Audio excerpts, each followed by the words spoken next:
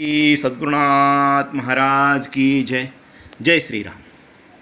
बोल अमृताचे या ग्रंथातून मालिका मी रुडाल बोलतोय.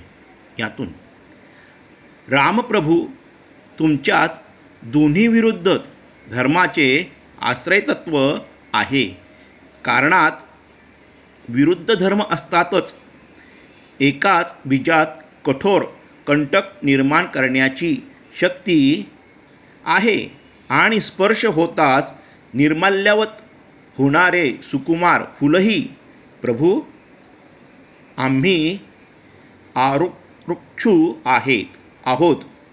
वर्णधर्मानुसार आम्ही विधिनिषेध यथावत आचरलेच पाहिजे. एक ग्रस्त माझ्याजवळ आलेत. ते ग्रस्त मला ओळखत होते, परंतु त्यांना कुठे पाहिल्याचे भेटल्याचे मला स्मरण नव्हते. त्यांची वेशभूषा मात्र ब्राह्मणासारखी होती. डोक्यावर शेंडी होती, कमरेला धोतर, अंगावर उपरणे, कपाळावर वैष्णव पद्धतीचे उभे गंध, दोन्ही गालावर व कपाळावर मुद्रा. आपण पुजारी आहात ते असले. होय, मी या मंदिरात पुजारी आहे.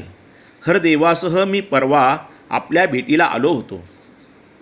मी त्यांच्या चरणाला स्पर्श करून नमस्कार केला. त्यांच्या हाती एक ग्रंथ होता. मी सहज विचारले, हे पुराण आहे का? विष्णू पुराण आहे. सृष्टी स्थिती प्रलयासंबंधी विष्णू पुराणात काय आहे? सृष्टी स्थिती प्रलय म्हणजे सर्ग प्रतिसर्ग. माझ्या चेहऱ्यावर प्रश्न उभे होते. प्राकृत, दैनंदिन आणि नित्य अशी त्रिविध सृष्टी असते. ते म्हणाले. मी आणखीन भुचकाळ्यात पडलो. ते उमगले. विष्णू हे प्राकृत सृष्टीचे निमित्त आहे. ब्रह्मदेव हे दैनंदिन सृष्टीचे निमित्त आहे. प्रजापती हे नित्य सृष्टीचे निमित्त आहे. मी अडाणी आहे समजेल असे त्यांच्या गालावर स्मित उजळले. प्राकृत सृष्टी ही अणुस्वरूप आहे. माझ्या चेहऱ्यावरचे प्रश्नचिन्ह पाहून ते म्हणाले, पृथ्वी, आप, तेज, वायू, आकाश ही पंचमहाभूते आहेत.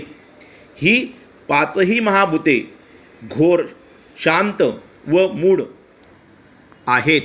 म्हणजे सुखदुःख व मोहात्मक आहे. पृथ्वी व जल हे शांत आहे.